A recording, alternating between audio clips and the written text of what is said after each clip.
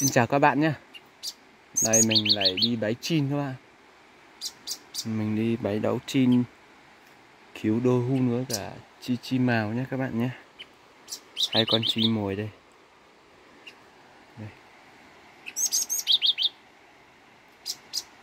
Mình đi nhé các bạn nhé. Đã có chim bộ rừng nhé các bạn nhé. Chim mồi mình treo ở đấy, còn chim bội nó tít trên này này.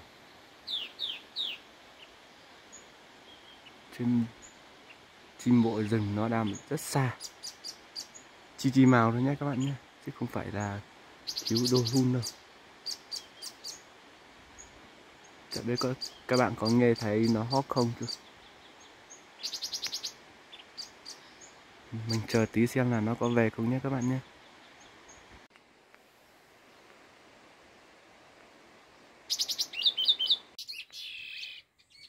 Có chim bộ nhé các bạn nhé.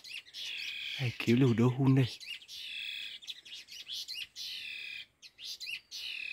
Đây. Quá dữ luôn.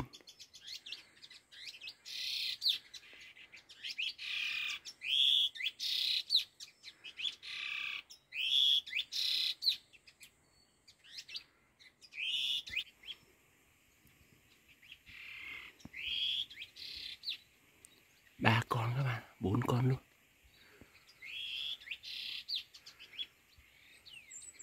Năm con luôn.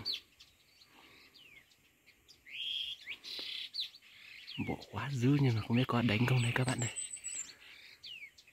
Kìa.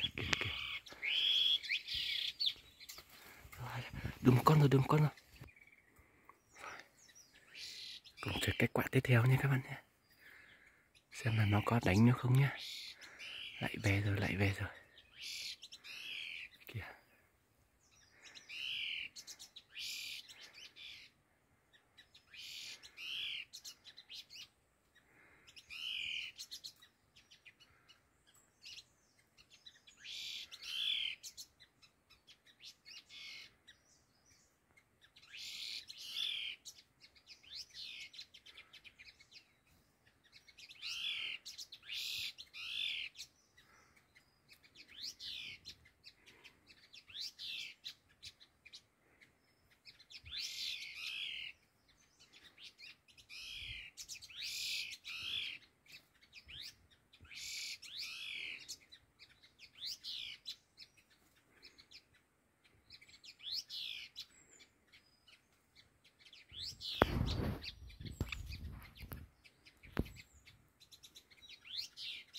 Nó lại muốn đánh nha các bạn ạ.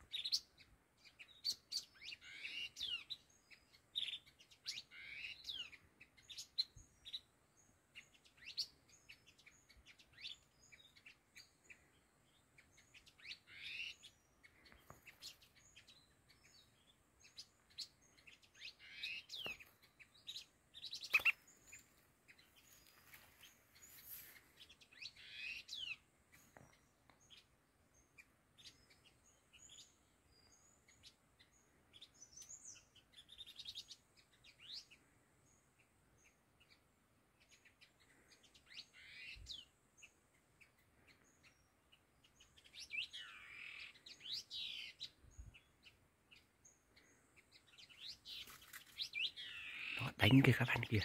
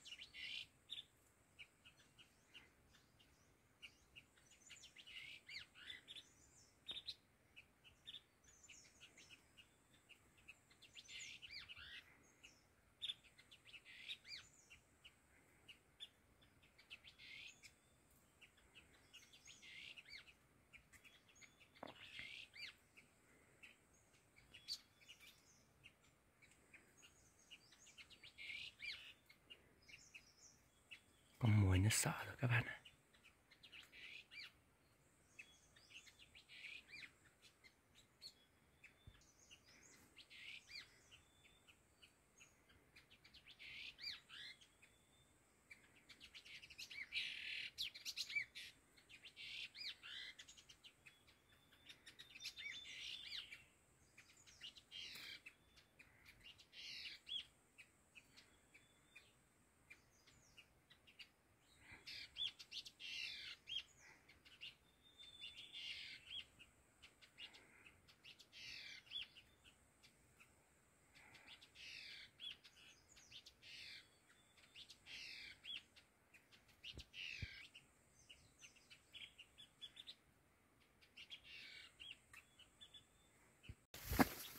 Được một con nữa rồi các bạn ạ.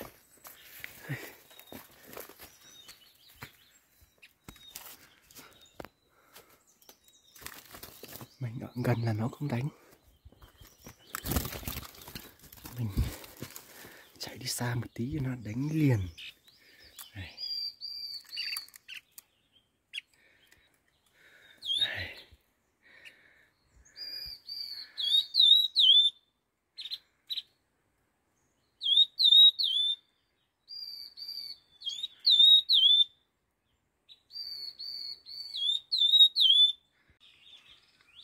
Lại về 2 con nữa rồi các bạn nhé.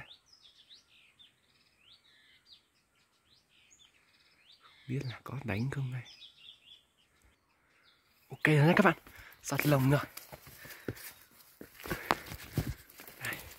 Lại thêm một con nữa rồi.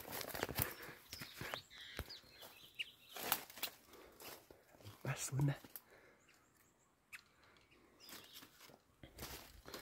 Quá là sứ luôn.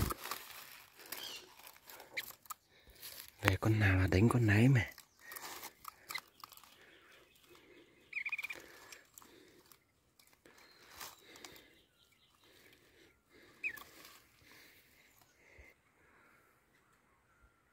Vẫn còn nhé các bạn nhé.